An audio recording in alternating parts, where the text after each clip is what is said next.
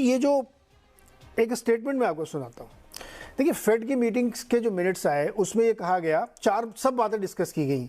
25 basis discuss किया गया, 50 basis discuss किया गया, पॉज डिस्कस किया गया और रिसेशन भी डिस्कस किया गया। सब कुछ डिस्कस किया उसमें।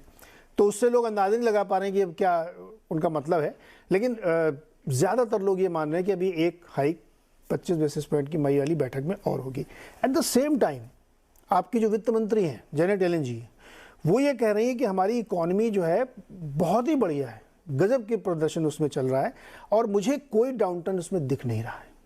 अब ये दोनों, हो सकता है पॉलिटिकल स्टेटमेंट आप कहें उसको, लेकिन मुझे ऐसा लगता है कि वहाँ के लोग थोड़ा सा बात गंभीरता से रखते हैं।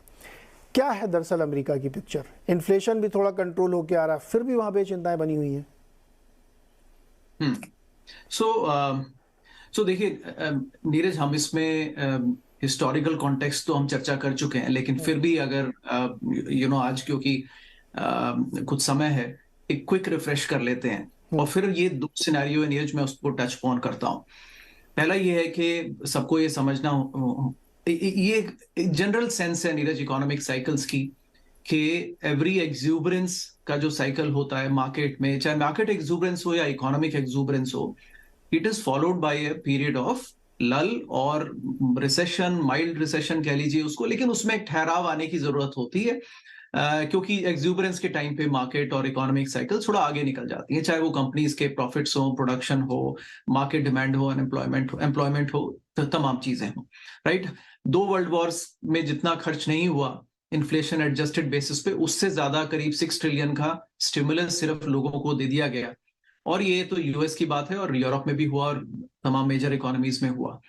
उससे इन्फ्लेशन बढ़ना ही था क्योंकि वो प्रोडक्शन के बेसिस पे इनकम एक अलग चीज होती है, लेकिन सिर्फ मनी डिस्ट्रीब्यूट कर देने से तो इन्फ्लेशन ही आता है। तो अल्टीमेटली बहरहाल हम जहां हैं वहां पर एक थोड़ा ठहराव नीरज बनता है। तो हम उसको फेडरल रिजर्व अब कह रहा है, लेकिन वो भी बड़ा माइल्ड वे में कह रहा है नीरज। और इनफैक्ट नीरज, मैं भी अभी जो कहूंगा तो आई थिंक इसके 2 आंसर्स हो सकते हैं, एक थोड़ा शुगर कोटेड हो सकता है और एक डायरेक्ट हो सकता है। बहरहाल मैं जो कोशिश करता हूँ वो उस पर चलते हैं आगे।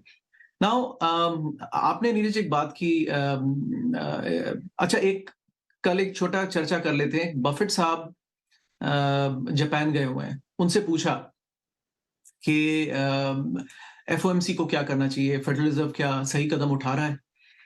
तो उनका कहना था कि देखिए, मेरा चिंता जो है ना वो फेडरल रिजर्व से कम है, मेरी चिंता वो है जो गवर्नमेंट फिजिकल साइड में कर रही है, वहां मेरी वरी है।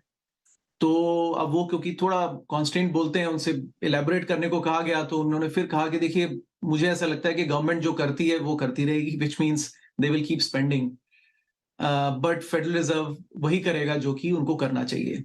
ऑन फर्दर प्रेसिंग पॉवेल साहब को क्या करना चाहिए, he said he should do what is right for the country. और इस छोटी बात में नीरज बहुत बड़ी बात वो कह गए, which means basically Neeraj situation ऐसी है कि पॉवेल साहब एक कार में ब्रेक लगाने की कोशिश कर रहे हैं जिसका एक्सेलरेटर गवर्नमेंट के हाथ में है और वो फुल एक्सेलरेटर पे चल रही है।